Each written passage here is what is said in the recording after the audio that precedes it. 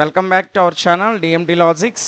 ఈ క్లాస్లో మనం డిగ్రీ 5th సెమ్ ఫిజిక్స్లో ఉన్నటువంటి టాపిక్స్ ఏంటి, మనకి ఏ టాపిక్స్లో ఇంపార్టెంట్ క్వశ్చన్స్ ఏవో మాట్లాడదామమ్మా. సో దానికన్నా ముందు ఇది కొన్ని యూనివర్సిటీలకి 5th సెమ్గా ఉంటుంది, కొన్ని యూనివర్సిటీలకి 6th సెమ్గా ఉంటుంది. అదేంటి సార్ అలాగా అంటే, కొన్ని యూనివర్సిటీలలో 5th సెమ్ ఇంటర్న్షిప్గా ఇచ్చి 6th సెమ్ మరలా మనకి థియరీ పార్ట్ ఉంటుంది. కొన్ని యూనివర్సిటీలకి 5th సెమ్ వరకు థియరీ ఉండి లాస్ట్ సెమ్ అనేది ఇంటర్న్షిప్ ఉంటుంది. కాబట్టి మీకు 5th సెమ్ ఇంటర్న్షిప్ ఉంటే ఇది మీకు 6th సెమ్లో ఉంటుంది. మీ యూనివర్సిటీకి 6th సెమ్ ఇంటర్న్షిప్ అయితే ఇది 5th సెమ్గా ఉంటుంది. ఓకేనా? సో సిలబస్ ఏమీ మారదమ్మా, సేమ్ సిలబస్సు. సో అన్ని క్వశ్చన్స్ సేమే. ఓకేనా? కాకపోతే మీకున్న ఇంటర్న్షిప్ని బట్టి ఇది కొన్ని యూనివర్సిటీలకి 5th సెమ్ గాను, కొన్ని యూనివర్సిటీలకి 6th సెమ్ గాను ఉంటుంది. ఓకేనా? మరి సిలబస్ ఏంటో ఒకసారి చూద్దాం. ఇందులో యూనిట్ 1 కింద ప్రొడక్షన్ ఆఫ్ లో టెంపరేచర్ అనేది ఇచ్చాడు నాన్న. యూనిట్ 2 కింద మెజర్మెంట్ ఆఫ్ లో టెంపరేచర్ ఇచ్చాడు. ఇక యూనిట్ 3 కింద ప్రిన్సిపల్స్ ఆఫ్ రిఫ్రిజిరేషన్స్ యొక్క సూత్రాలు అనేది మనకి 3rd యూనిట్ కింద ఇచ్చాడు. ఇంకా 4th యూనిట్ కింద కాంపోనెంట్స్ ఆఫ్ రిఫ్రిజిరేటర్స్ యొక్క భాగాల గురించి వాడు ఇచ్చాడు, విభాగాల గురించి మనకు 4th యూనిట్లో ఇచ్చాడు. ఓకేనా? ఇక లాస్ట్ యూనిట్లో అప్లికేషన్స్ ఆఫ్ లో టెంపరేచర్ అండ్ రిఫ్రిజిరేషన్ యొక్క అప్లికేషన్స్ మనకు 5th యూనిట్లో ఇచ్చాడు నాన్న. ఇది మనకి ఇచ్చినటువంటి పేపర్ ఏంటి, లో of temperature physics and refrigeration. ఈ పేపర్లో ఉన్నటువంటి సిలబస్. సో చాలామందికి ఫిజిక్స్ అంటే కొంచెం భయంగా ఉంటుంది, ఎలా పాస్ అవ్వగలం, దీని నుంచి అసలు ఏ క్వశ్చన్స్ ఇంపార్టెంట్, ఏ చదివితే పాస్ అవుతాం, ఒకవేళ ఈ సెమ్లో ఈ పేపర్ ఉండిపోతుందేమో అనే భయం ఉంటుంది. సో మీరు ఫిజిక్స్కి సంబంధించి భయపడాల్సిన అవసరం లేదు. ఏ క్వశ్చన్స్ చదివితే ఈజీగా 40 to 50 మార్క్స్, మీరు బిలో యావరేజ్ స్టూడెంట్ అయినప్పటికీ కూడా 40 నుంచి 50 మార్కులు ఈజీగా తెచ్చుకునేటట్టు మనం డిస్కస్ చేద్దాం. సో మీరు ఒకవేళ అబోవ్ యావరేజ్ స్టూడెంట్ లేదా టాపర్ అయినట్లయితే ఈజీగా 100%కి 100% మార్క్స్ తెచ్చుకోగలరు. ఓకేనా? సో ప్రతి యూనిట్లో కూడా మోస్ట్ ఇంపార్టెంట్ క్వశ్చన్స్ని మనం ప్రతిరోజు ఒక్కొక్క యూనిట్లో ఉన్నటువంటి క్వశ్చన్స్ని డిస్కస్ చేసుకుంటూ వెళ్దాం. సో మనం ఏవైతే డిస్కస్ చేస్తున్నామో వాటిని జాగ్రత్తగా ప్రిపేర్ అవ్వండి. ఎలాంటి ప్రెజర్ లేకుండా ఈజీగా ఫిజిక్స్ని మంచి మార్క్స్తో మీరు పాస్ అయిపోతారు, దానికి నాది హామీ. ఓకేనా? మరి ఈ క్లాస్లో మనం యూనిట్ 1 ప్రొడక్షన్ ఆఫ్ లో టెంపరేచర్ అనేటువంటి ఈ లెసన్లో ఉన్న most important long answer questions, అదేవిధంగా షార్ట్ ఆన్సర్ క్వశ్చన్స్ని డిస్కస్ చేద్దాం. సో మరి ఎందుకు ఆలస్యం, నన్ను ఫాలో అయిపోండి నాన్న. ఇది మనకి యూనిట్ 1 ప్రొడక్షన్ ఆఫ్ లో టెంపరేచర్. ఇందులో మోస్ట్ ఇంపార్టెంట్ క్వశ్చన్, మీకు 10 మార్క్స్కి ఎక్కువగా రావడానికి అవకాశం ఉన్న క్వశ్చన్ ముందుగా మనం డిస్కస్ చేద్దాం నాన్న. ఈ యూనిట్లో మనకి ఈక్వేషన్ పార్ట్ ఉన్నటువంటి క్వశ్చన్ ఇది. సో కంపల్సరీగా 100కి 100% మీరు బిలో యావరేజ్ స్టూడెంట్ అయినా, డల్లర్ అయినా, లేదా టాపర్ అయినా, మీరు ఎవరైనా సరే ఈ క్వశ్చన్ నేర్చుకోవాల్సిందే. ఈ ఫస్ట్ యూనిట్ నుంచి మీకు 10 మార్క్స్ వచ్చేటువంటి ఈక్వేషన్ ఉన్న క్వశ్చన్ ఏదైనా ఉందంటే అది ఇదేనా. కాబట్టి ప్రతి ఒక్కరు కూడా దీని మీద కాన్సన్ట్రేషన్ పెట్టాల్సిన అవసరం ఉంది. సో క్వశ్చన్ ఏంటి ఒకసారి చూడండి అన్న. Joule kelvin effect.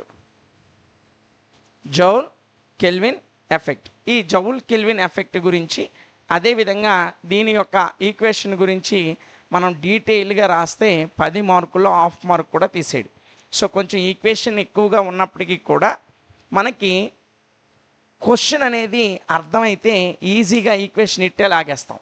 సో కాబట్టి జౌల్ కెల్విన్ ఎఫెక్ట్ అంటే ఏంటి, దాని యొక్క ఈక్వేషన్ ఏ విధంగా తీసుకొస్తామో జాగ్రత్తగా నన్ను ఫాలో అవ్వండి. ఈజీగా మీకు ఇక్కడే అర్థమైపోయేటట్టు చెప్తా. ఓకేనా? చూడండి నాన్న.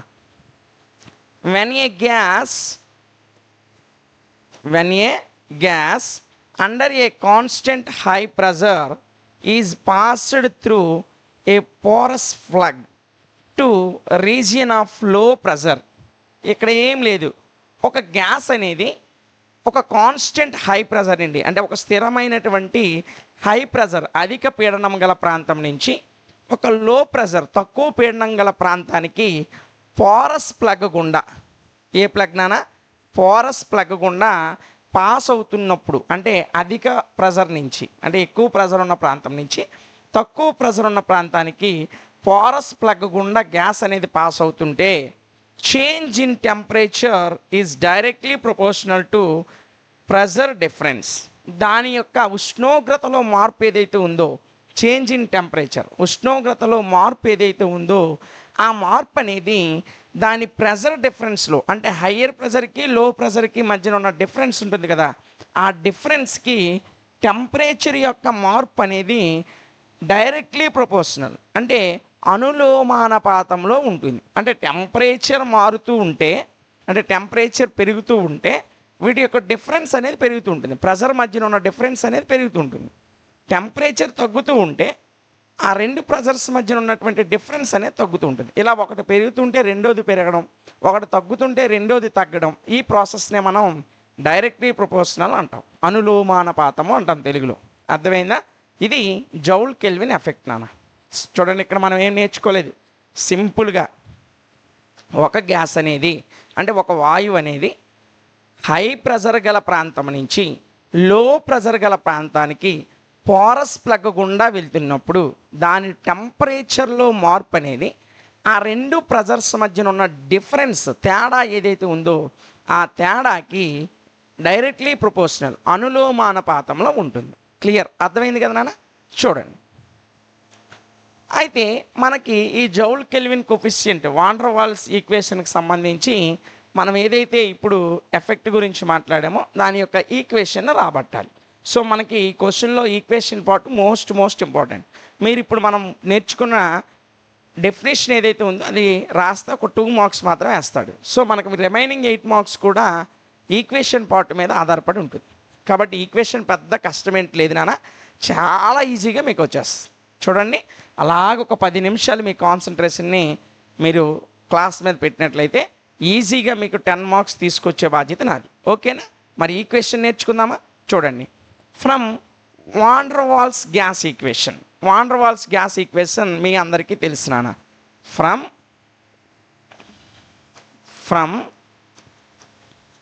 Van der Waals gas equation. Van der Waals యొక్క గ్యాస్ ఈక్వేషన్ నుంచి మనకి గ్యాస్ ఈక్వేషన్ తెలుసు ఏంటి? పి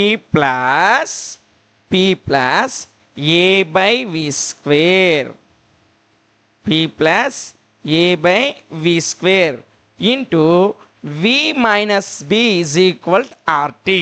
ఏంటన్నా? V minus B is equal RT.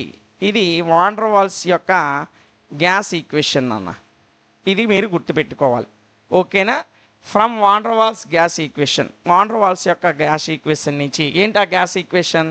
P plus A by V square into V minus B is equal RT. ఇది equation number 1 అనుకున్నా. So ఇక్కడ నేను ఈ వి మైనస్ బిని మన యొక్క ఈక్వేషన్ మనకు కావాల్సిన ఈక్వేషన్ రాబట్టడం కొరకు ఈ వి మైనస్ బిని అటువైపు తీసుకెళ్తున్నాను అన్న. ఓకేనా? చూడండి, P plus A by V square ఇది ఇక్కడే ఉంచాను, ఈ వి మైనస్ బిని అటు తీసుకెళ్ళాను నాన్న. ఆర్టీ ఇక్కడ ఇది గుణిస్తుంది కదా నాన్న, ఇటువైపు వస్తే ఏమవుతుంది? భాగిస్తుంది. కాబట్టి RT by V minus b. So ఇటువైపు గుణిస్తున్నటువంటి వి మైనస్ బిని నేను ఇటువైపు తీసుకొచ్చేసాను. ఓకేనా? చూడండి నాన్న, చూడండి, P plus A by V square, a by V square is equal to RT by V minus b మనకు వచ్చింది. అదే నేను ఇక్కడ రాశాను, ఆల్రెడీ అక్కడ కింద రాశాను కాబట్టి ఇక్కడ పైన రాసా. ఓకేనా? సో ఈ వి మైనస్ బి పైకి వెళ్ళింది అనుకో ఏమవుతుందన్నా? వి మైనస్ బి ఇన్వర్స్ అవుతుంది. అంతేనా? సో నేను అలా రాస్తున్నాను అన్న, P plus A by V square is equal to RT into ఈ వి మైనస్ బి పైకి వచ్చింది నాన్న, వి మైనస్ బి ఇన్వర్స్ అయ్యింది. ఓకేనా? వి మైనస్ బి ఇన్వర్స్ అయ్యింది. ఎందుకు సార్ అంటే నేను దీన్ని అంతా డిఫరెన్షియేట్ చేయాలనుకుంటున్నాను, అందుకే కింద ఉండకుండా బయల్లో ఉండకుండా పక్కకు తీసుకెళ్ళాను అన్న. ఓకేనా? ఇప్పుడు differentiate with respect to T. T దృష్ట్యా ఈ మొత్తం ఈక్వేషన్ ఏదైతే ఉందో దీన్ని డిఫరెన్షియేట్ చేయాలనుకుంటున్నా. అదే రాస్తున్నానా, చూడండి. డిఫరెన్షియేట్ విత్ రెస్పెక్ట్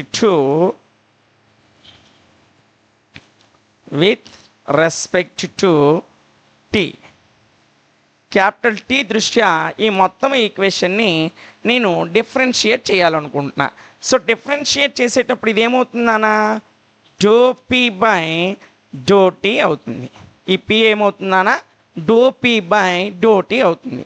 ఇక ఏ బై వి స్క్వేర్ ఏంటవుతుందో మీ అందరికీ తెలుసు. ఏ బై వి స్క్వేర్, ఈ స్క్వేర్ పైకి వెళ్తుంది కాబట్టి -2a by V cube into do V by do T అవుతుంది. -2a by V cube into do V by do T అవుతుంది. ఇది ఎందుకు? సో ఫస్ట్ దీన్ని చేసేటప్పుడు ఏ బై వి స్క్వేర్ అనేది 2a బై వి క్యూబ్ అవుతుంది. ఇంటూ ఇంకా వీకి చేయాలి కదా డిఫరెన్షియేట్, కాబట్టి do V by do T రాస్తాను నాన్న. ఓకేనా? ఇప్పుడు అటువైపు వెళ్దాం. ఇప్పుడు ఇటువైపు వచ్చేటప్పుడు ఆర్టీ అలాగే ఉంటుంది నాన్న. ఈ -1 ముందుకు వస్తుంది, -1 మరలా వి మైనస్ బి -1 అవుతుంది నాన్న. అయ్యి ఇంకా మనం వీక్ చెయ్యాలా లేదా నాన్న? వీక్ చెయ్యాలి కాబట్టి do V by do T కనిపిస్తుందా? చూడండి నాన్న, do V by do T. So దీనికి దృష్ట్యా చేసేసా. ఇంకా టీ ఉంది కదా, సో ఈ టీ గుండా కూడా చేయాలి కదా. ప్లస్ మనకి ఈ వి మైనస్ పి ఇన్వర్స్ ఏదైతే ఉందో దీనికి మరలా చేస్తున్నాను నాన్న.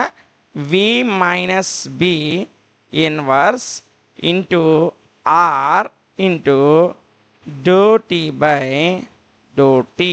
ఇదిగోండి, ఇక్కడ మిగిలిన టీకి చేశాను నేను. ఓకేనా? సో ప్రతి పదానికి కూడా డిఫరెన్షియేట్ చేసుకుంటూ వచ్చాను. సో అలా చూడండి నాన్న. సో ఇది ఇలాగే ఉంటుంది నాన్న. Do P by do T -2a by V cube into do V by do T is equal. ఇక్కడ మైనస్ ఉంది కదా నాన్న, ఈ మైనస్తో గుణిస్తే -RT అవుతుంది నాన్న. బై ఈ వి మైనస్ బి -1 ఎంత అన్న -2 అవుతుంది. So V minus B whole power -2 నేను కిందకి తెచ్చేస్తున్నాను నాన్న. సో కిందకి తెచ్చేస్తే ఇది వి మైనస్ బి ఓల్డ్ స్క్వేర్ అవుతుంది. ఆ పైన ఉన్న -2 కిందకు వచ్చేస్తే +2 అవుతుంది. ఈ పక్కన ఇంకేముంది నాన్న, do V by do T ఉంది. అదేవిధంగా ఇక్కడ చూడండి, ప్లస్ ఆర్ బై ఈ వి మైనస్ బి ఇన్వర్స్ కిందకి తెచ్చేసాను నాన్న. V minus B do T by do T cancel అయిపోతుంది కాబట్టి అది మరి రాయక్కర్లేదు. ఓకే, అర్థమైంది కదా నాన్న? ఇక్కడ వరకు ఎలా తీసుకొచ్చాను చూడండి. ఫస్ట్ దానికి టీ దృష్ట్యా డిఫరెన్షియేట్ చేస్తే ఈ వాల్యూ వచ్చింది. సో ఇక్కడ మనకి లెఫ్ట్ సైడ్లో ఉన్న వాల్యూని అలాగే రాసా. రైట్ సైడ్లో ఏం చేశాను, ఇక్కడ మైనస్ ఉంది కాబట్టి -RT -RT అయింది. ఇక్కడ వి మైనస్ బి -1 -2 అవుతుంది. సో కింద నుండి పైకి వెళ్తే -1 అయింది. మళ్ళీ పైన నుండి కిందకి తీసుకొచ్చాను, అందుకే వి మైనస్ బి హోల్ స్క్వేర్. ఈ -2 అనేది ఇక్కడ +2 అయిపోయింది, కిందకు వచ్చింది కాబట్టి. పక్కనే do V by do T ఉంది, అది రాసేసా. ఇక్కడ కూడా ఆర్ని అలాగే రాసా. ఈ వి మైనస్ బి ఇన్వర్స్ని కిందకి తీసుకొచ్చా. ఇది do T by do T కాబట్టి క్యాన్సిల్ అయిపోయింది, అది మరి రాయాల్సిన అవసరం లేదు. ఓకేనా? సో ఇది ఈక్వేషన్ నెంబర్ 2 అనుకుందాం నాన్న. ఇదేమనుకున్నాం, equation number 2. Equation number 1 equation number 2 అనుకోకపోయినా ఇక్కడ పెద్ద ప్రాబ్లం ఏం లేదు. సో మామూలుగా ఒక జనరల్ ఐడియా కోసం నేను అనుకున్నా. మీరు అనుకోండి, అనుకోకుండా మానేసినా పర్లేదు, ఈ ఈక్వేషన్లతో మనకు పని లేదు. ఓకేనా? ఇక్కడ వరకు వచ్చింది నాన్న. అయితే ఒక స్థిర ఉష్ణోగ్రత వద్ద ఎట్ కాన్స్టెంట్ ప్రెజర్, ఉష్ణోగ్రత కాదు నాన్న, స్థిర పీడనం వద్ద ఎట్ కాన్స్టెంట్ ప్రెజర్, ఒక స్థిర పీడనం వద్ద మనకి ఏమవుతుంది నాన్న, డిపి = 0 అవుతుంది. అవునా కాదా? స్థిర పీడనం వద్ద డిపి అనేది ఎంత అవుతుంది నాన్న, 0 అవుతుంది. డిపి అనేది 0 అవుతుంది. కాబట్టి నేను ఈ వాల్యూని పై ఈక్వేషన్లో సబ్స్టిట్యూట్ చేస్తున్నాను. డిపి ఎక్కడ ఉంది నాన్న, ఇదిగోండి డిపి, డోపి అంది కదా. సో ఇక్కడ నేను అది 0 వేస్తున్నాను. సో ఇది 0/anything అవుతుంది నాన్న, 0 అవుతుంది. కాబట్టి 0 మైనస్ ఇక్కడ ఏముంది 2a/v³ ఇంటూ ∂v/∂t ఇటువైపు రాసేస్తాను నాన్న. సో ఇక్కడ జస్ట్ ఈ ∂p/కి బదులు 0 వేసా అంటే మిగతా రిమైనింగ్ వాల్యూ అలాగే వేసేసా. ఓకేనా? ఇటువైపు చూడండి నాన్న, -RT/v-v²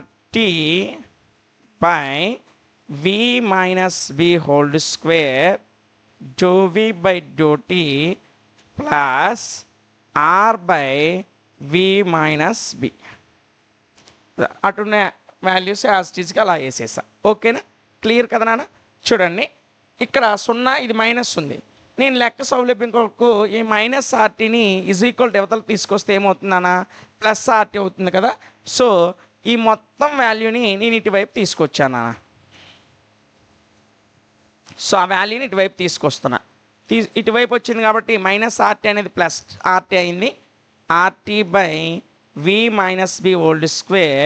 ∂v/∂t ఆ వాల్యూ అంతా ఇటు తీసుకొచ్చా. ఈ వాల్యూ మాత్రం ఇవతలే వదిలేసా. ఏది R/v-v అనేది అటువైపే వదిలేసా. జస్ట్ ఈ వాల్యూని మాత్రం నేను ఇటువైపు తీసుకొచ్చా. ఇంకా ఇటువైపు ఏముంది నాన్న, -2a/v³ ఇంటూ ∂v/∂t అనేది ఉంది. ఇటువైపు మిగిలిన వాల్యూ ఏంటి నాన్న, R/v-v మిగిలింది. ఓకేనా? ఇక్కడ చూడండి, ఇక్కడ ∂v/∂t ఉంది, ఇక్కడ ∂v/∂t ఉంది. ఇది కామన్ తీయొచ్చా? సో ఇది నేను కామన్ తీస్తున్నాను అన్న. నాన్న ఇక్కడ కాన్స్టెంట్ ప్రెషర్ అన్నాను కనుక ఇక్కడ P అనేది అప్లై చేయాలన్న. మీరు అప్లై చేయకపోయినా పర్వాలేదు. కొంతమంది సార్ ఏంటి విత్ రెస్పెక్ట్ కాన్స్టెంట్ ప్రెషర్ దృష్ట్యా కదా ఈ వాల్యూ సబ్స్టిట్యూట్ చేశారు, P పెట్టలేదు ఏంటి అని కొంతమంది డౌట్ పడుతుంటారు. వాళ్ళ కోసం నేను P పెట్టా. P పెట్టకుండా రాసినా పర్వాలేదు, మీకేమీ మార్కులు ఏమి తీసేయడు. సో నేను ఇక్కడ దీనికి కూడా P అనేది అప్లై చేస్తున్నాను నాన్న. సో మీరు చెయ్యండి, మర్చిపోయినా పర్వాలేదు, పెద్ద కొంపలేం మునిగిపోవు. ఓకేనా? సో ఈ రెండిట్లో ∂v/∂t అనేది నేను కామన్ తీసాను అన్న. సో ఇలా కామన్ తీయడం వల్ల ఇక్కడ ఏం మిగిలింది, RT/v-v² మిగిలింది. మైనస్ ఇక్కడ ఏం మిగిలింది, 2a/v³ అనేది మిగిలింది. ఇటువైపు ఏం మిగిలింది, R/v-v అనేది మిగిలింది. ఓకేనా? ఇక్కడ నేనేం కామన్ తీసాను, ∂v/∂t విత్ రెస్పెక్ట్ P అనేది తీసా. కామన్ తీస్తే ఇక్కడ మిగిలింది ఇక్కడ రాసా, మధ్యలో సింబల్ మైనస్. ఇక్కడ ఇది తీసేస్తే ఇంకేం మిగిలింది, 2a/v³ మిగిలింది, అదే యాస్టీస్గా రాసా. అవతల ఏముంది, R/v-v అనేది ఉంది, అలా రాసా. సో ఇది ఇక్కడ ఏం చేస్తుందన్నా, గుణిస్తుంది. అటువైపు వెళ్ళిపోతే ఏమవుతుంది, భాగిస్తుంది. కాబట్టి నేను అటువైపు తీసుకెళ్తున్నాను నాన్న. సో చూడండి, ∂v/∂t P అటువైపు ఏముంది నాన్న, R/v-v ఉంది. ఇది మొత్తం అటు వెళ్తే భాగిస్తుంది కాబట్టి RT/v-v² మైనస్ 2a/v³ అయింది నాన్న. సో ఈ భిన్నము బై ఈ భిన్నం హోల్ బై. ఓకేనా? సో ఇక్కడ v-b అనేది ఇది అటు వెళ్ళింది అనుకో, భిన్నం తిరగబడిపోద్ది కదా నాన్న. అప్పుడు ఏమవుతుంది, v-b అనేది ఈ రెండింటిని గుణిస్తుంది, పైన న్యూమరేటర్లు రెండింటిని గుణిస్తుంది, మీ అందరికీ తెలిసిందే. కాబట్టి నేను అది భిన్నం తిరగకుండానే యాజ్ ఇట్ ఈజ్గా గుణించేస్తున్నాను నాన్న. ఎలా అంటే చూడండి, R/, ఈ v-bతో ఈ రెండింటిని గుణించేస్తున్నా. సో RT/v-v, దీని కింద ఏముంది, v-b² ఉంది, అలా రాశా. మైనస్ ఇక్కడ 2a/v-v, 2a/v-v బై కిందనేముంది, v³ ఉంది. ఓకేనా? అర్థమైందా? చాలా సింపుల్గా ఉంటుంది, మీరు కన్ఫ్యూజ్ అవ్వాల్సిన అవసరం లేదు, కంగారు పడి ఆందోళన చెందాల్సిన అవసరం అంతకన్నా లేదు. ప్రతి స్టెప్ ఎలాగొస్తుందో వివరించుకుంటూ వెళ్తున్నాను టైం అవుతున్నప్పటికీ. ఓకేనా? సో ఈ ఒక్క క్వశ్చనే మనకి ఈ ఫస్ట్ యూనిట్లో ఉన్నటువంటి ఈక్వేషన్ పార్ట్ ఉన్న క్వశ్చన్. కాబట్టి ఈ ఒక్క క్వశ్చన్ డ్యామ్ షూర్గా నేర్చుకోవాలి. 10 మార్క్స్ రావాలనుకుంటే ఈ క్వశ్చన్ కంపల్సరీగా నేర్చుకోవాలి. ఎక్కువ ఫస్ట్ యూనిట్ నుంచి ఎక్కువగా ప్రయారిటీ ఇచ్చే క్వశ్చన్ ఇదే. పేపర్ తయారు చేసేవాడు ఖచ్చితంగా ఈక్వేషన్ పార్ట్ ఉన్న క్వశ్చన్ ఇదే కాబట్టి ఇదే ఇస్తాడు. ఎక్కడో మిస్ అయితే మనం నెక్స్ట్ డిస్కస్ చేయబోయే క్వశ్చన్స్ వస్తాయి, కానీ దీనికి 100కి 1000% ఎఫర్ట్ దీని మీద పెట్టాలి మీరు. ఓకేనా? చూడండి,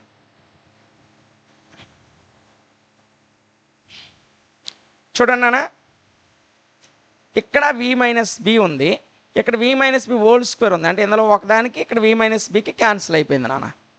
సో క్యాన్సిల్ చేసేసి నేను మిగతాది రాస్తున్నాను. చూడండి, బై ఆర్ బై ఇక్కడ ఏం మిగిలింది? ఆర్టీ మిగిలింది. బై ఒక v-b క్యాన్సిల్ అయిపోయింది కాబట్టి కిందన ఒక్క v-b మాత్రమే ఉంటుంది. మైనస్ ఇది రెండింటినీ గుణిస్తుంది కదా నాన్న, బయట ఉన్న 2a గుణిస్తున్నప్పుడు ఏమవుతుంది? 2a into v 2ab by v cube, minus into minus plus 2a into b 2ab by v cube. So ఇక్కడ ఏం నేను చేయలా, ఈ 2aతో vని ఒకసారి గుణించి రాసా, ఈ 2aతో bని ఒకసారి గుణించి రాసా, అంతే. ఈ v క్యూబ్ అనేది రెండిట్లకి చెందుతుంది కాబట్టి రెండిట్ల కింద రాసా. ఓకేనా? క్లియరా? చూడండి, ఇక్కడ మరలా ఒకసారి చూడండి నాన్న, ఇక్కడ ఒక v ఉంది, ఇక్కడ 3 vలు ఉన్నాయి. సో ఒక v క్యాన్సిల్ అయిపోతే ఇక్కడ v² మిగులుతుంది. ఓకేనా? చూడండి, ఇప్పుడు మనం జాగ్రత్తగా చూడాల్సింది ఏంటంటే ఇక్కడ ఏబి విలువలు అనేవి చాలా అంటే చాలా తక్కువగా ఉంటాయి. Here a, b are very small. So 2ab by v cube is neglected. 2ab by v cube అనేది ఏమవుతుందన్న? నెగ్లెక్ట్ చేయబడుతుంది. సో దీన్ని మనం తొలగించేస్తున్నాం నాన్న. ఎందుకు? ఏబి వాల్యూస్ అనేవి చాలా తక్కువ. నేను చూడండి అదే రాస్తున్నాను. Here a, b are very small, చాలా చాలా చిన్న విలువలు కాబట్టి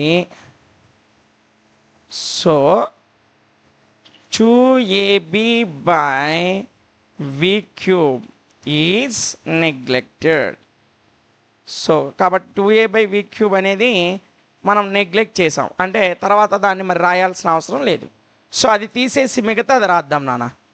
మిగతాది ఏముంది చూడండి, 2v by t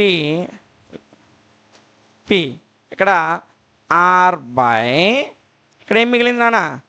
rt by v-b మిగిలింది. మైనస్ 2a బై ఇక్కడ ఏం మిగిలింది? v² మిగిలింది. v క్యూబ్ మరి మిగలదు, ఇక్కడ ఒక పైన vకి ఒక క్యూబ్లో ఒకదానికి పోయింది కాబట్టి v² మిగులుతుంది. ఇక్కడ ఈ రిమైనింగ్ ఇదంతా కూడా నెగ్లెక్ట్ చేయబడింది కాబట్టి నేను అది రాయలేదు నాన్న. ఓకేనా? సో క్లియరా? ఇక్కడ క్లియర్ కదా, ఇంకేమి ఇది లేదు కదా. సో అది ఇప్పుడు మనకి వచ్చినటువంటి వాల్యూ ఇది నాన్న. నేను రెండు వైపులా కూడా అంటే పైన కిందన, ఈ పైన కిందన v-bతో గుణించి భాగించాలని అనుకుంటున్నాను. ఓకేనా? చూడండి అలాగా. సో అదే రాస్తున్నాను నాన్న. Multiply and divide with v-b. v-bతో కిందన మరియు మీదన ఒకసారి గుణించేస్తున్నాను నాన్న. గుణిస్తే ఏమవుతుందో చూడండి, 2v by t p is equal, కింద మీద v-bతో గుణిస్తున్నాను కదా, r ఇంటూ v-b పైన గుణి నాన్న. చూడండి, ఎప్పుడైనా x బై వైని ఇది ఒకటే, దాన్ని కింద మీద నేను 2తో భాగించాలనుకుంటున్నా. సో 2తో గుణించుతున్నా, 2తో భాగిస్తున్నా. ఇలా చేసేటప్పుడు ఈ 2కి పోతే మరలా అదే వాల్యూ వస్తుంది. సో వాల్యూలు ఎలాంటి మార్పు రాదు. అందుకే నేను కింద మీద v-bతో ఒకసారి గుణించి ఒకసారి భాగిస్తున్నా. ఓకేనా? క్లియర్ కదా? డౌట్ లేదు కదా? చూడండి,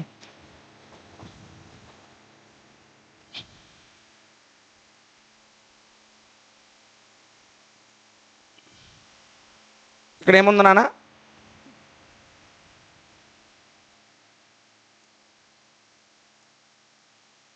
సో పైన r ఉంది కాబట్టి r ఇంటూ v-b వేస్తా. ఇంక ఇక్కడ ఏమేమి ఉన్నాయి? rt ఉంది. సో rt ఇంటూ v-b, కిందన ఏముంది నాన్న? v-b minus ఇక్కడేముంది?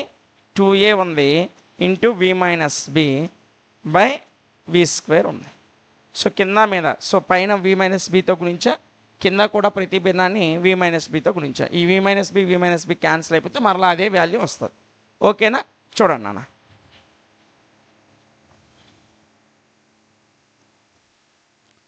ఇదిగోండి R into V minus b అలాగే రాశానన్న. ఇక్కడ వి మైనస్ బికి క్యాన్సిల్ అయిపోతుంది. ఈ వి మైనస్ బికి క్యాన్సిల్ అయిపోతుంది. సో క్యాన్సిల్ అయిపోతుంది కాబట్టి ఇంకేం మిగిలింది? ఆర్టీ మాత్రమే మిగిలింది. మైనస్ 2a ఇంటూ వి ఎంతనా? 2ab by V square. Minus into minus plus 2a into B 2ab by V square. మరలా ఏబి విలువలు చిన్నవి కాబట్టి దీన్ని నెగ్లెక్ట్ చేస్తాం. నెగ్లెక్ట్ చేస్తే మనకేమొస్తుందో చూడండి ఒకసారి.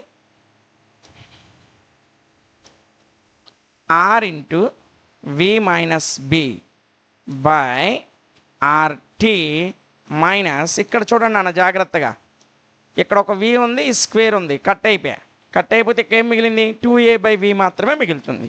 ఏం మిగులుతుంది? 2a బై వి మాత్రమే మిగులుతుంది. ఈ వాల్యూ అంతా నెగ్లెక్ట్ చేయబడింది కాబట్టి దీన్ని తీసేసాం. ఓకేనా? సో మనకేం మిగిలింది? R into V minus B by RT into ఏం మిగిలింది? 2a బై వి అనేది మిగిలింది. ఓకేనా? దీన్ని రెండు వైపులా కూడా టీతో గుణిస్తున్నాను నాన్న. Multiply both sides with T. రెండు వైపులా కూడా ఇక్కడ ఏముంది నాన్న? జో వి బై జోటి పి ఉంది. ఇది మర్చిపోకండి, పైనుంచి వస్తూ ఉంటుంది. సో ఇక్కడ నేను ఏం చేస్తున్నానంటే రెండు వైపులా కూడా టీతో గుణిస్తున్నాను. Multiply both sides with P. Sorry P కాదు, టీతో రెండు వైపులా కూడా నేను టీతో గుణిస్తున్నాను కాబట్టి టీ ఇంటూ, ఇదిగో ఇటువైపు టీతో గుణించానా, T into do V by do T into P is equal, ఇక్కడ టీతో గుణించాలి కదా. So R into T V minus B by RT by 2a by V. అదేంటి సార్ కిందను గుణించలేదంటే? కిందను గుణించాం, ఒకసారి గుణించాలి. కిందను గుణిస్తే ఒకసారి గుణించి ఒకసారి భాగించినట్టు అయిపోద్ది. ఇక్కడ ఒకసారి టీతో గుణించాను కాబట్టి ఇక్కడ టీ పెట్టా. ఇక్కడ పైన దాన్ని ఎప్పుడు కూడా గుణించేటప్పుడు నోమరేటర్తోనే గుణిస్తాం కాబట్టి నోమరేటర్తో గుణించాం. ఓకేనా? చూడండి నాన్న, ఇక్కడ ఆర్టీ ఇంటూ వి మైనస్ వి అలాగే ఉంచాను నాన్న. సో కిందన ఆర్టీ కామన్ తీస్తే ఇక్కడ ఆర్టీ బయటకు వచ్చేస్తే 1 మిగిలింది. మైనస్ ఇక్కడ అసలు ఆర్టీయే లేదు కదా. ఎలా కామన్ తీశారంటే ఇక్కడ ఆర్టీ గుణిస్తుంది కదా. ఎప్పుడైనా సరే ఒక నెంబర్ కానీ లేదా ఏదైనా ఒక డిజిట్ని కామన్ తీసేటప్పుడు అటువైపు ఉన్న దాంట్లో ఆ డిజిట్ అసలు లేకపోతే దాన్ని మనం కిందన డినామినేటర్లో రాసుకుంటాం నాన్న. So 2a by V into RT రాసా. ఇప్పుడు సరిపోద్ది చూడండి. ఆర్టీ ఇంటూ 1 ఆర్టీ సరిపోయిందా? RT into 2a by VRT, ఈ విఆర్టీకి ఆర్టీ క్యాన్సిల్ అయిపోతే 2a బై వి మిగులుతుంది. సరిపోయిందా లేదా? సో ఇప్పుడు మనకి ఎందుకు సార్ ఇలా కామన్ తీశారంటే ఈ రెండు క్యాన్సిల్ చేయడానికి నాన్న. ఈ రెండు ఆర్టీ క్యాన్సిల్ అయిపోయింది. ఇంకేం మిగిలింది? V minus B by 1 minus 2a by VRT మిగిలింది. అదే రాస్తున్నాను చూడండి.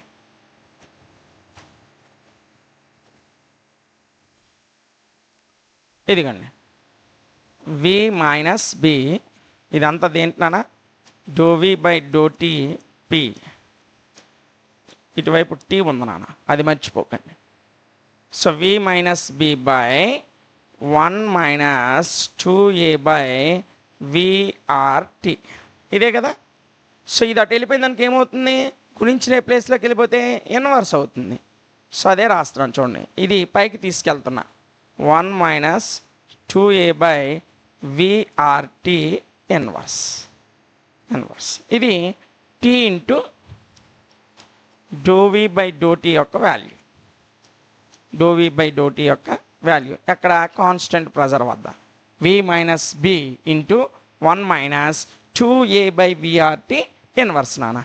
అయితే మనకి కావాల్సిన ఈక్వేషన్ ఇది కాదు. సో ఇది T into do V by do T is equal V minus B into 1 minus 2a by VRT inverse. ఇది మనకు కావాల్సిన ఈక్వేషన్ అయితే కాదు. అయితే మనము బైనోమియల్ ఎక్స్ప్రెషన్ నుంచి, దేని నుంచి నాన్న, బైనోమియల్ ఎక్స్ప్రెషన్ నుంచి మనము దాని యొక్క కోఫిషియంట్ తీసుకున్నట్లయితే చూడండి, from binomial expression, from binomial, మీ అందరికీ బైనోమియల్ ఎక్స్ప్రెషన్ తెలిసే ఉంటుంది. From binomial expression, binomial expression ఏంటన్నా, 1 minus X inverse is equal to 1 plus X by 1 factorial plus X square by 2 factorial plus X cube by 3 factorial and so on, ఇలా ఉంటుంది అంతే కదా. So దీని ప్రకారం పై వాల్యూని నేను మారుస్తున్నాను నాన్న. సో పై వాల్యూని నేను మారుస్తున్నాను. సో మారిస్తే ఏమొస్తుందో చూడండి నాన్న, T into 2v by do T P is equal to, పైన ఉన్నటువంటిది బైనోమియల్ ఎక్స్ప్రెషన్ ప్రకారం మారుస్తున్నాను. చూడండి, ఇది కదా మనకు వచ్చింది. సో దాన్ని నేను ఎలా మారుస్తున్నానంటే చూడండి, v minus B into 1 plus 2a by విఆర్టీగా మార్చాను. బైనోమియల్ ఎక్స్ప్రెషన్ నుంచి ఇది ఈ విధంగా మారింది, v minus B into 1 plus 2a by VRT. So ఈ v మైనస్ బితో రెండింటిని గుణించండి నాన్న. ఈ v మైనస్ బితో గుణించామనుకోండి, so v minus B into 1 v minus B plus 2a into v 2ab by VRT minus 2a into B 2ab by VRT. So మనకి AB వాల్యూలు స్మాల్ కాబట్టి దీన్ని నేను తీసేస్తున్నా. తీసేసి రాస్తే మనకి ఏమొస్తుందంటే v minus B by plus, ఇక్కడ చూడండి, ఇక్కడ ఒక వీకి క్యాన్సిల్ అయిపోతే ఏం మిగిలింది, 2a బై ఆర్టీ మిగులుతుంది, 2a బై ఆర్టీ మిగులుతుంది. సో ఇదంతా మనం రాయాల్సిన అవసరం లేదు, ఏబి వాల్యూలు తక్కువ కాబట్టి. సో ఇదంతా దేని వాల్యూనా, T into do V by do T P యొక్క వాల్యూ. ఓకేనా. అయితే ఫ్రమ్ జౌల్ థామ్సన్ లేదా జౌల్ కెల్విన్ కోఫిషియంట్ ఏంటన్నా మీ అందరికీ తెలుసు. చూడండి, ఫ్రమ్ అయిపోయిందన్న, from Joule Thomson or Joule Kelvin coefficient, Joule Kelvin coefficient.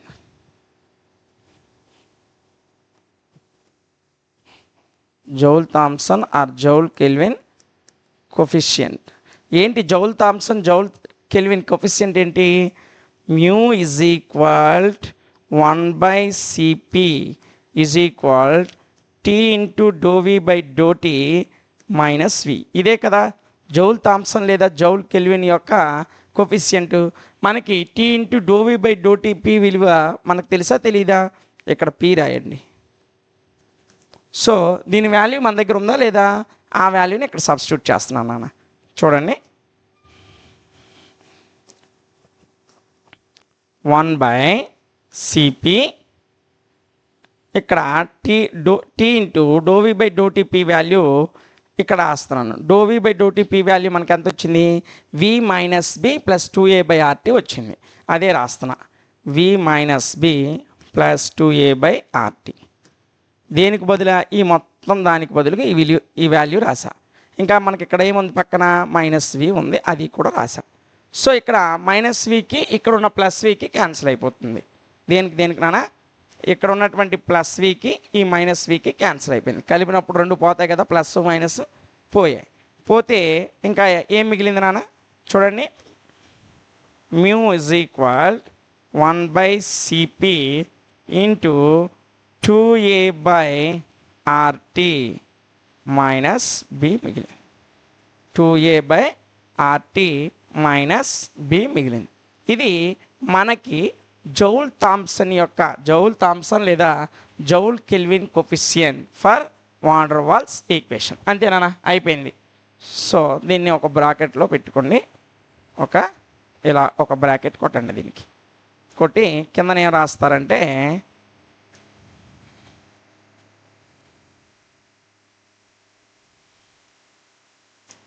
కిందన this is Joule Kelvin, this is Joule Kelvin coefficient for van der Waals equation అంతే. ఓకేనా? సో ఇది కొంచెం పెద్ద క్వశ్చనే, కానీ చాలా సులభంగా మీకు అర్థమయ్యేటట్టు చెప్పాను. ఏ పాయింట్ తర్వాత ఏ పాయింట్ రాయాలి, ఏ స్టెప్ తర్వాత ఏ స్టెప్ రాయాలో ఈజీగా వివరించుకుంటూ వచ్చా.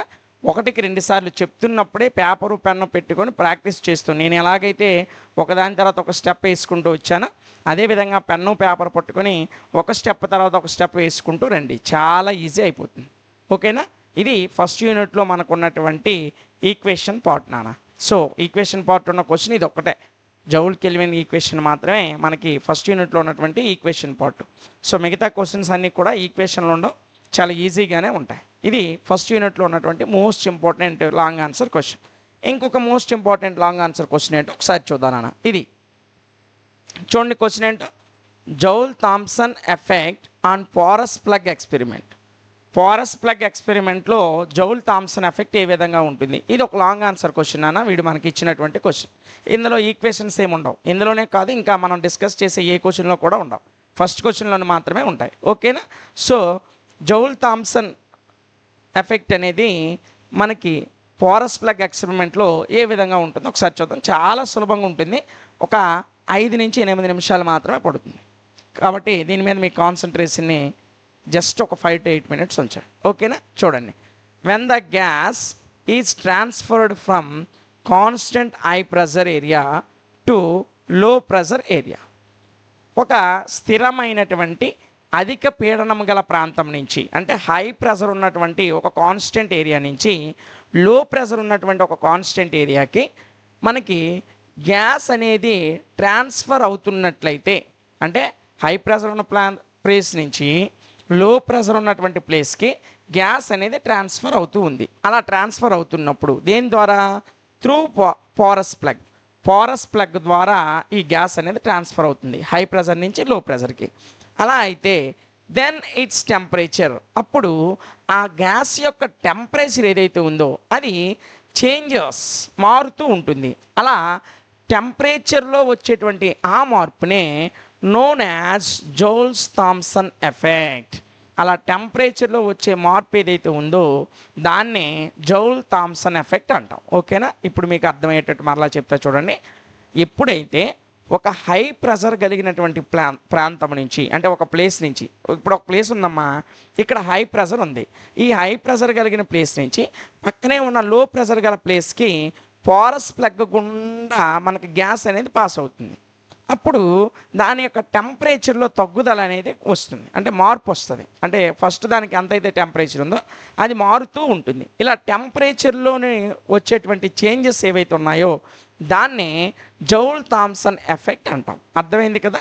క్లియర్ కదా నాన్న? చూడండి, ఇన్ దిస్ ఎఫెక్ట్, ఈ జౌల్ థామ్సన్ ఎఫెక్ట్లో ఎంథాల్పీ రిమైన్స్ కాన్స్టెంట్. ఎంథాల్పీ అనేది స్థిరంగా ఉంటుంది.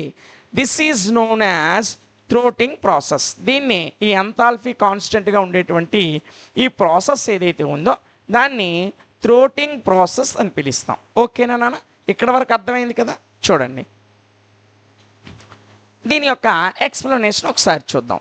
సో ఇదిగోండి నాన్న, మనకి కనిపిస్తుంది కదా,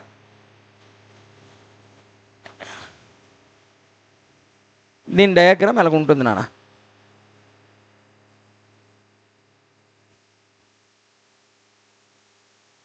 ఎలా ఉంటుంది? PQ is thermally insulated cylinder. PQ అనేది థర్మల్గా ఇన్సులేట్ చేసినటువంటి ఒక cylinder, which is divided into 2 parts by using porous plug. ఈ మధ్యలో ఉందే ఇది పోరస్ ప్లగ్ నాన్న. ఈ పోరస్ ప్లగ్ను ఉపయోగించి ఈ పీక్యూ అనేటువంటి థర్మల్లీ ఇన్సులేటెడ్ సిలిండర్ ఏదైతే ఉందో ఈ పీక్యూ సిలిండర్ని 2 భాగాలుగా పోరస్ ప్లగ్ ద్వారా విభజిస్తాం. అలా విభజించినప్పుడు one side A is compressed. ఈ సైడ్ అనేది కంప్రెస్ అయి ఉంటుంది. And the other side B, ఈ సైడ్ అనేది బి, ఇది ఎక్స్టెండ్స్. ఈ బి అనేటువంటి సైడ్ అనేది ఎక్స్టెండ్ అవుతూ ఉంటుంది. చూడండి, మనకి పీక్యూ అనే ఒక సిలిండర్ తీసుకున్నాం నాన్న.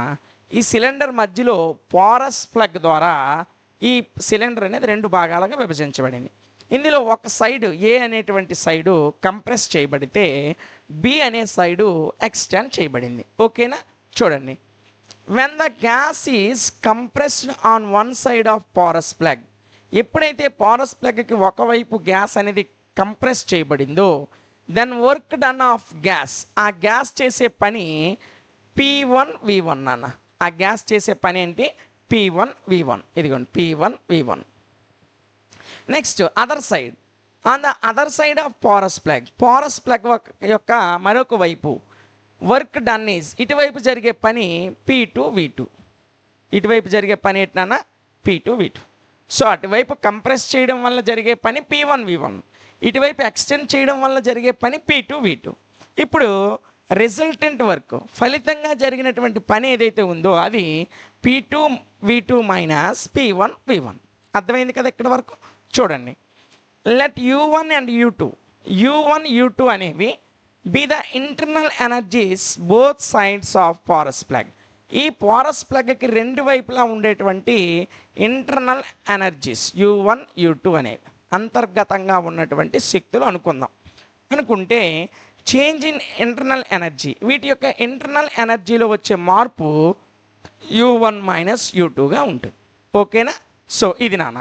సో చూడండి, సిలిండర్ని పోరస్ ప్లగ్ ద్వారా 2 భాగాలు చేసాం. ఒక భాగం ఏ అనేది కంప్రెస్ చేయబడింది, ఒక భాగం బి అనేది ఎక్స్టెండ్ చేయబడింది. ఏ భాగం వైపు జరిగిన పని P1V1, బి భాగం వైపు జరిగిన పని P2V2. రెండిట్ల మధ్య జరిగిన ఫలిత పని అంటే రిజల్టింగ్ వర్క్ ఏదైతే ఉందో అది P2V2 మైనస్ P1V1.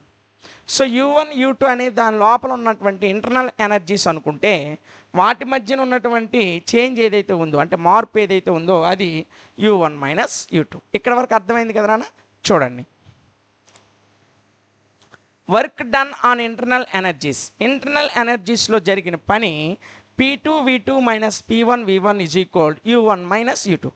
అంటే ఈ రెండిట్ల మధ్య తేడా అనేది సమానంగా ఉంటుంది.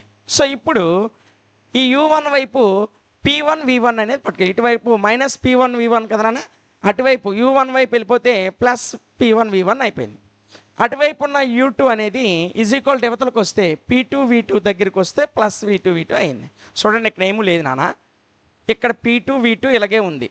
చూడండి, ఇక్కడ మీరు నాన్ మ్యాథ్స్ వాళ్ళు అయితే ఈ ఈక్వేషన్ అనేది కన్ఫ్యూజ్ అవ్వడానికి అవకాశం ఉంది. సో చూడండి, ఇక్కడ P2V2 అలాగే ఉంది కదా, అటువైపు ఉన్న మైనస్ U2 ఇటు తెచ్చాను నాన్న, ఈజ్ ఈక్వల్ ఇటువైపు ఉన్న U1 ఇలాగే ఉంది, ఇక్కడ ఉన్న మైనస్ P1V1 ఇటువైపు తీసుకొస్తే ప్లస్ P1V1 అయింది. సో దాన్ని U1V1లో 1 అనేవి ముందుకు ఉండాలి కాబట్టి ఇటువైపు రాసా, ఇది అటువైపు రాసా.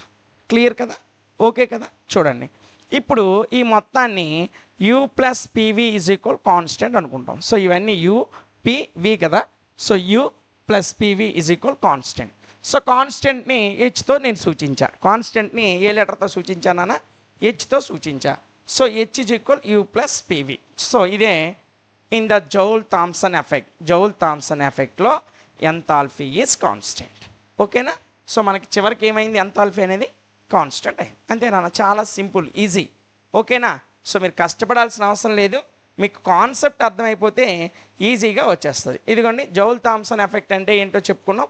దాన్ని వివరించేటప్పుడు ఒక సిలిండర్ని బేస్ చేసుకొని పోరస్ ప్లగ్ 2 భాగాలు విభజించింది. ఒకవైపు జరిగిన పని ఒకటి అనుకున్నాం, ఒకవైపు జరిగిన పని ఒకటి అనుకున్నాం. ఆ రెండిట్లో రిజల్టింగ్ వర్క్ ఏదైతే ఉందో దానిలో చేంజెస్ చూసి ఈ ఈక్వేషన్ అనేది తీసుకొచ్చి చివరికి ఎంథాల్పీ అనేది కాన్స్టెంట్ అని చూపించాం. ఓకేనా? ఇది ఇందులో ఉన్నటువంటి ఇంకొక most important long answer question నాన్న. సో మీరు నేర్చుకునేటప్పుడు ఒక క్వశ్చన్ బాగా వచ్చిన తర్వాత ఫస్ట్ క్వశ్చన్ ఈక్వేషన్ పార్ట్ కాబట్టి 1కి 2 సార్లు ప్రాక్టీస్ అవ్వండి. అది వచ్చిన తర్వాతే ఈ సెకండ్ క్వశ్చన్కి రండి. ఓకేనా? సో ఇది ఇందులో ఉన్నటువంటి ఇంకొక మోస్ట్ ఇంపార్టెంట్ క్వశ్చన్. ఇక ఫస్ట్ యూనిట్లో మీకు అడగడానికి ఇంకా అవకాశం ఉన్నటువంటి ఇంకొక most important long answer question, చాలా షార్ట్గా ఉంటుంది కానీ చాలా చాలా ఇంపార్టెంట్ నాన్న. సో ఇప్పుడు మనం ఆల్రెడీ 2 క్వశ్చన్స్ డిస్కస్ చేసాం. సో వాటితో పాటు ఇది కూడా నేర్చుకుంటే ఈ 3 క్వశ్చన్ల నుంచి ఒక 10 మార్క్స్ అనేది 100కి 1,00,000% వస్తాం. అంత డ్యామ్ షూర్గా చెప్తున్నాను. ఈ 3 క్వశ్చన్లు కంపల్సరీగా ఒకటి మీకు రేపు 10 మార్క్స్లో లాంగ్ ఆన్సర్ క్వశ్చన్స్లో కనబడడానికి ఎక్కువ అవకాశం ఉంది. ఓకేనా? కాబట్టి ఈ క్వశ్చన్ కూడా నేర్చుకోవాలి. ఏంటన్నా, ఇడియాబాటిక్ డీమ్యాగ్నటైజేషన్. అడియాబాటిక్ డీమ్యాగ్నటైజేషన్ అంటే ఏంటి అని అడుగుతాడు. ఈ పదం మీకు ఏ క్వశ్చన్లో కనబడినా సరే ఈ ఆన్సరే రాయండి. కాబట్టి మీరు ఎలాంటి వర్రీ అవ్వాల్సిన అవసరం లేదు. వాడు సింపుల్గా అడియాబాటిక్ డీమ్యాగ్నటైజేషన్ అని అయినా ఇవ్వచ్చు, లేదా కొంచెం పెద్ద క్వశ్చన్ ఇచ్చేయవచ్చు. ఆ క్వశ్చన్లో మీకు డీమ్యాగ్నటైజేషన్, అడియాబాటిక్ డీమ్యాగ్నటైజేషన్ అనే పదం కనిపిస్తే ఇదే ఆన్సర్ రాయండి. ఖచ్చితంగా హాఫ్ మార్క్ కూడా తీయడు. ఓకేనా? మరి ఏంటి డీమ్యాగ్నటైజేషను ఒకసారి చూద్దామా? చూడండి నాన్న, దీని యొక్క సూత్రం ప్రిన్సిపల్ చూసినట్లయితే, when a paramagnetic substance which has already magnetise చేయబడినటువంటి పారామ్యాగ్నెటిక్ సబ్స్టెన్స్ అంటే పారదర్శక అయస్కాంత పదార్థం ఏదైతే ఉందో, అంటే అది ఫుల్ మ్యాగ్నెటిక్ కాదు, ఒక అయస్కాంతం చేత ఆల్రెడీ మ్యాగ్నటైజ్ చేయబడినటువంటి ఒక పారామ్యాగ్నెటిక్ సబ్స్టెన్స్, పారామ్యాగ్నెటిక్ పదార్థం అనేది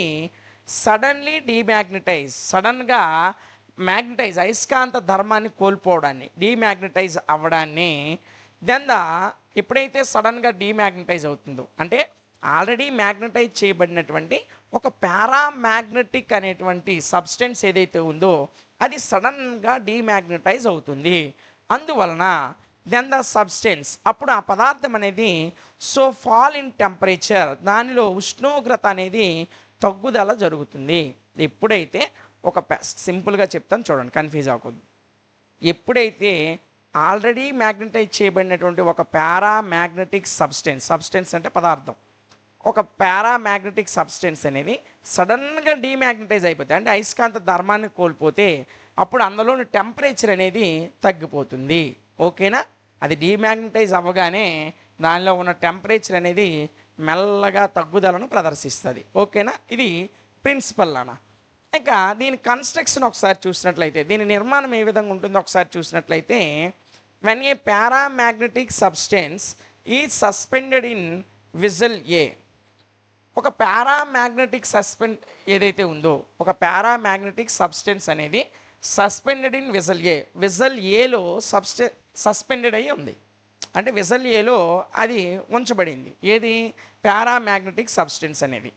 ఇప్పుడు the vessel A is filled with helium gas, ఆ విజల్ ఏలో హీలియం గ్యాస్ అనేది నింపబడింది. Next the vessel A which is filled with liquid helium, ఇక్కడ లిక్విడ్ హీలియంతో అది నింపబడి ఉంది. Next the vessel B is surrounded by another C and it is filled with liquid hydrogen. So చూడండి నాన్న, ఇక్కడ మీరు కన్ఫ్యూజ్ అవ్వద్దు, ఈ బొమ్మను బట్టి చెప్తాను మీకు అర్థమైపోతుంది. ఇదిగోండి, ఇది వ్యాక్యూమ్ పంపు నాన్న. ఒక పారామ్యాగ్నెటిక్ సబ్స్టెన్స్ అనేది లోపల సస్పెండ్ చేయబడింది. ఇందులో 3 విజిల్స్ ఉన్నాయి నాన్న. ఫస్ట్ విజిల్ ఏ, ఇందులో హీలియం ఉంది. ఈ విజల్ ఏలోనే పారామ్యాగ్నెటిక్ సబ్స్టెన్స్ అనేది ఉన్నది. దీని చుట్టూ విజల్ బి ఉంది, ఇందులో హీలియం గ్యాస్. ఇది విజల్ ఏ, ఇదేమో విజల్ బి, దీని చుట్టూ విజల్ సి ఉంది. ఓకేనా? 3, 1, 2, 3. ఇదిగో ఇది విజల్ ఏ,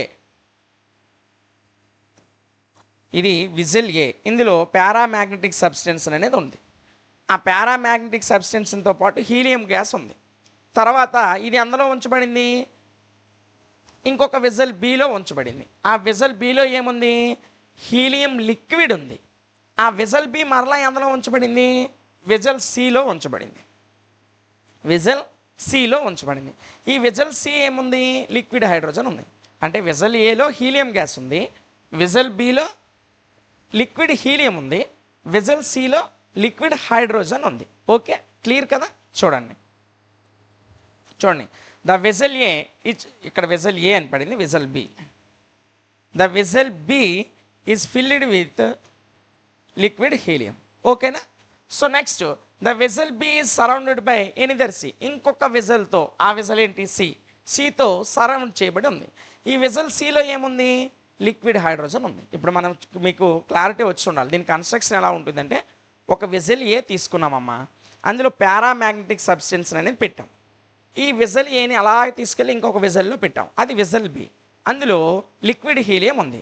ఆ రెండింటిని తీసుకుని వెళ్ళి ఇంకొక విజల్లో పెట్టాం, ఆ విజల్ సి. అందులో లిక్విడ్ హైడ్రోజన్ ఉంది. అంటే వెజల్ ఏలో హీలియం ఉంది, వెజల్ బిలో లిక్విడ్ హీలియం ఉంది, వెజల్ సిలో లిక్విడ్ హైడ్రోజన్ ఉంది. ఓకేనా? చూడండి, ద సస్పెక్టబిలిటీ కాయిల్స్ అరౌండ్ వెజల్ ఏ, ఈ వెజల్ ఏ చుట్టూ ఉన్నటువంటి సస్పెక్టబుల్ కాయిల్స్ ఏవైతే ఉన్నాయో, ఇవిగోండి ఇక్కడ సున్నాలా కనిపిస్తున్నాయా, ఇవి సస్పెక్టబుల్ కాయిల్స్. ఇవి are measured to be temperature of substances. ఈ లోపల ఉంచిన పారామాగ్నెటిక్ సబ్స్టెన్స్ ఏదైతే ఉందో దాని యొక్క టెంపరేచర్ని కొలవడంలో సహాయపడతాయి. ఓకేనా?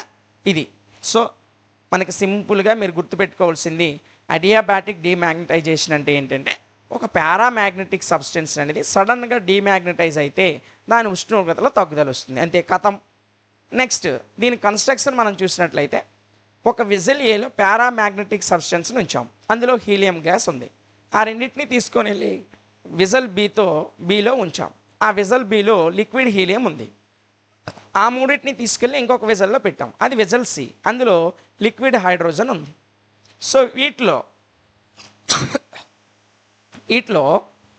ఈ వెజల్ ఏలో ఉన్నటువంటి సస్పెక్టబిలిటీ కాయిల్స్ ఏవైతే ఉన్నాయో అవి సబ్స్టెన్స్ పదార్థం యొక్క ఉష్ణోగ్రతని మెజ్యూర్ చేస్తాయి, అంటే లెక్కిస్తాయి. ఓకేనా? క్లియర్ కదా? చూడండి ఇది ఎలా పనిచేస్తుంది. Vessel A is filled with helium. Vessel A already చెప్పుకున్నాం, వెజల్ ఏ హీలియం చేత నింపబడింది. మరియు such that the paramagnetic substance, అందులో ఉన్నటువంటి పారామాగ్నెటిక్ సబ్స్టెన్స్ ఏది ఉందో thermal contact with helium in below ఉన్నటువంటి, అంటే వెజల్ బిలో ఉన్నటువంటి హీలియంతో ఈ వెజల్ ఏలో ఉన్న పారామాగ్నెటిక్ సబ్స్టెన్స్ అనేది థర్మల్ కాంటాక్ట్ని, అంటే థర్మల్ కాంటాక్ట్ని కలిగి ఉంటుంది నాన్న. ఏ కాంటాక్ట్ని కలిగి ఉంటుంది? థర్మల్ కాంటాక్ట్ని కలిగి ఉంటుంది. ఓకేనా? ఒకసారి చూడండి, అర్థమైంది కదా నాన్న. ఏలో ఉన్నటువంటి పారామాగ్నెటిక్ సబ్స్టెన్స్ అనేది బిలో ఉన్న హీలియంతో థర్మల్ కాంటాక్ట్ అవుతుంది, అంటే ఉష్ణపరంగా కాంటాక్ట్లో ఉంటుంది. ఇక at the stage temperature is 4 kelvin.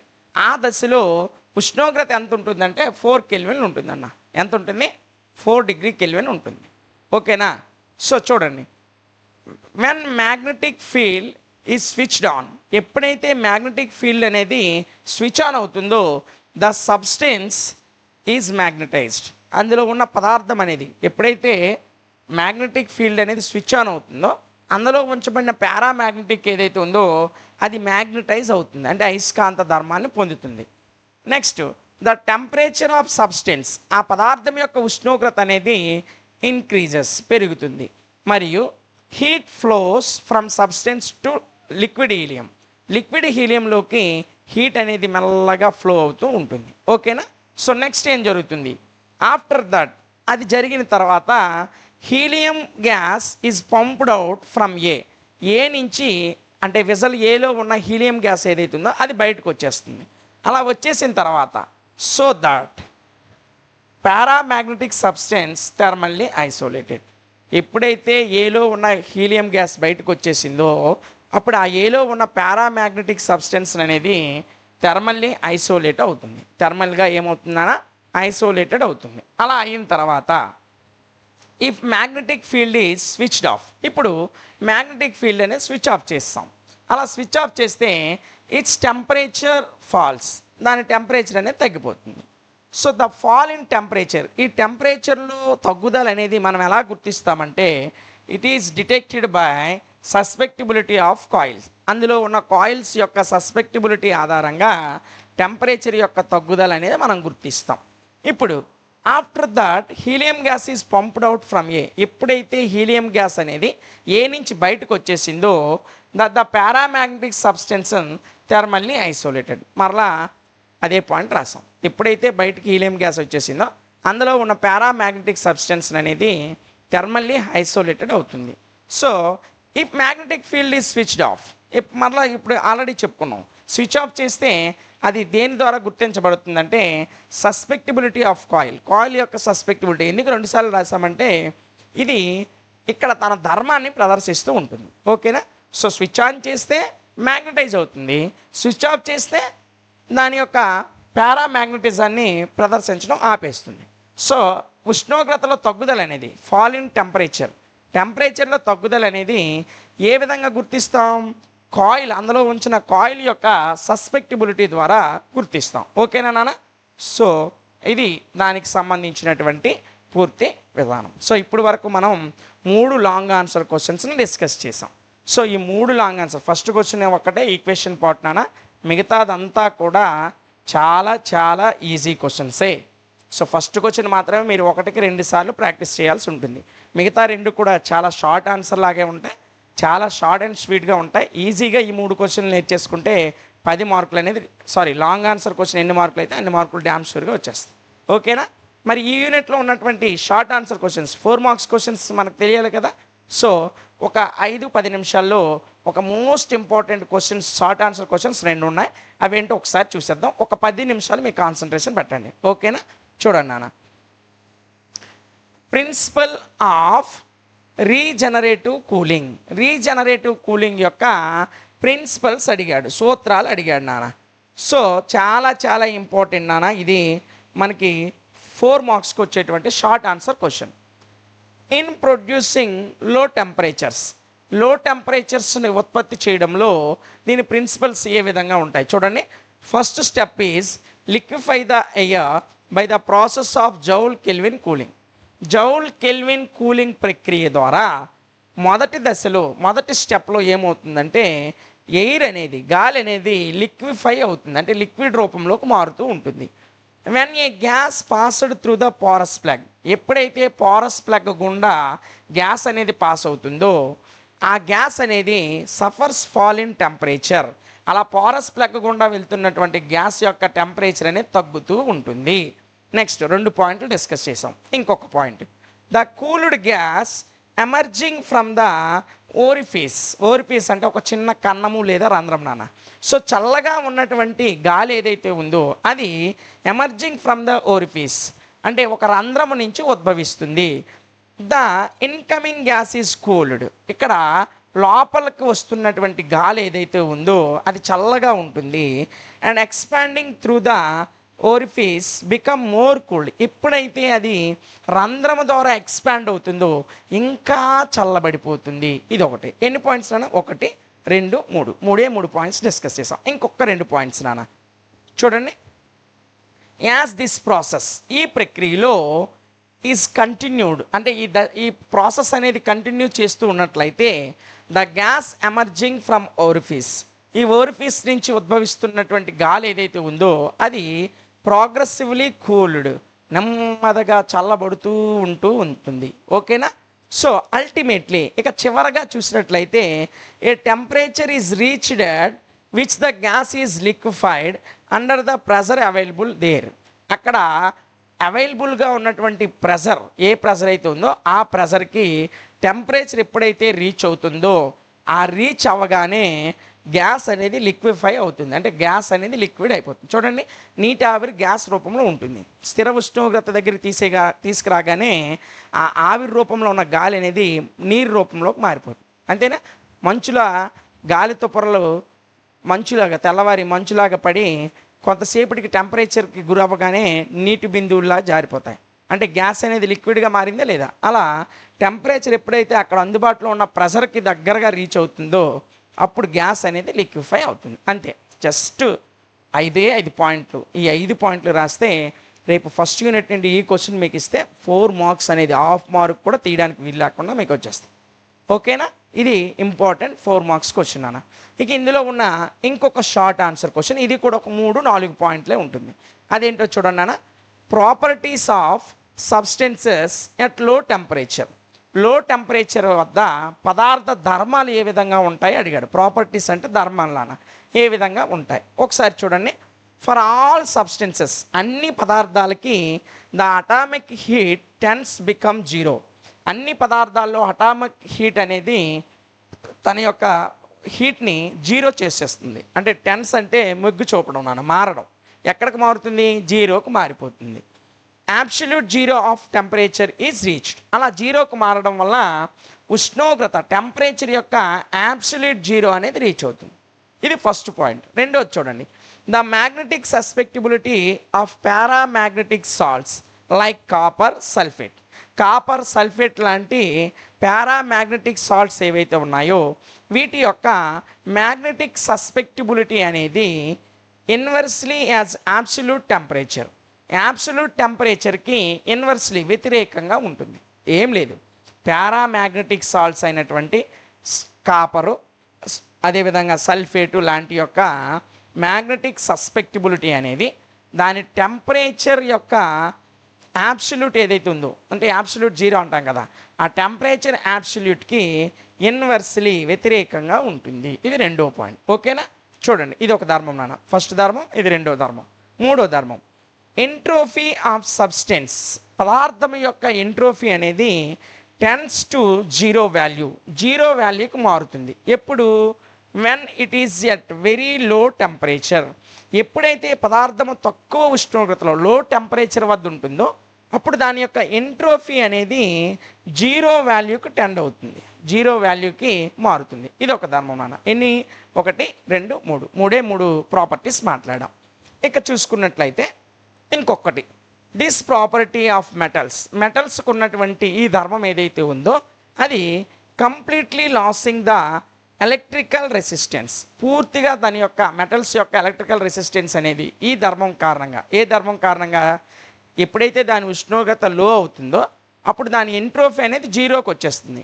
ఆ ధర్మం ఆధారంగా, దిస్ ప్రాపర్టీ, ఈ ధర్మం ఆధారంగా మెటల్స్లో, ఎందులోనన్నా లోహాలు, మెటల్స్ ఏవైతే ఉన్నాయో వాటిలో completely losing the electrical resistance, విద్యుత్ నిరోధకత అనేది పూర్తిగా కోల్పోతుంది. In neighbourhood of absolute zero of temperature, ఎందులో కోల్పోతుందంటే టెంపరేచర్ యొక్క యాబ్సల్యూట్ జీరోకు చెందిన నైబర్హుడ్లో వాటి యొక్క ఎలక్ట్రికల్ రెసిస్టెన్స్ అనేది కోల్పోతాయి. So this is called superconductivity. ఇలా ఎలక్ట్రికల్ రెసిస్టెన్స్ని కోల్పోవడాన్ని సూపర్ కండక్టివిటీ అంటాం. ఓకేనా నాన్న? ఇది మనం ఇప్పుడు వరకు డిస్కస్ చేసిన సెకండ్ క్వశ్చన్లో ఉన్నటువంటి 4 ప్రాపర్టీస్. ఇదొకటి, దీని ముందు డిస్కస్ చేసిన 3. ఈ 4 ప్రాపర్టీస్ రాస్తే మనకి లో టెంపరేచర్కి చెందిన సబ్స్టెన్సెస్ యొక్క ప్రాపర్టీస్కి 4 మార్క్స్, 4 పాయింట్స్, 4 పాయింట్లు, 4 మార్కులు, ఒక్కొక్క పాయింట్ ఒక్కొక్క మార్క్, అంతే. మీకు హాఫ్ మార్క్ కూడా తీయడానికి లేదు. ఎంత చిన్న క్వశ్చన్కి 4 మార్క్స్ వేస్తాడంటే వేస్తాడు, కంపల్సరీగా వేస్తాడు. ఓకేనా? సో మనం 3 లాంగ్ ఆన్సర్ క్వశ్చన్స్ చూసాం, అదేవిధంగా 2 షార్ట్ ఆన్సర్ క్వశ్చన్స్ కూడా చూసాం. ఈ యూనిట్ నుంచి ఈ 5 క్వశ్చన్లో ఒకటి కూడా స్కిప్ చేయకుండా నేర్చుకోండి. ఈజీగా మీకు డ్యామ్ షూర్గా ఈ యూనిట్ నుంచి ఫుల్ మార్క్స్ అనేవి మీకు వచ్చేస్తాయి. ఓకేనా నాన్న? పాస్ అవ్వాలనుకున్న వాళ్ళు కానీ, ఎక్కువ మార్కులు తెచ్చుకోవాలనుకున్న వాళ్ళు కానీ, మనం ఏవైతే డిస్కస్ చేసామో వాటి మీద దృష్టి పెట్టండి చాలు. ఓకేనా? సో దీంతో మనం ఫస్ట్ యూనిట్ కంప్లీట్ చేసుకున్నాం. నెక్స్ట్ క్లాస్లో సెకండ్ యూనిట్లో ఉన్నటువంటి మోస్ట్ ఇంపార్టెంట్ క్వశ్చన్స్తో మరలా కలుద్దాం. Thank you.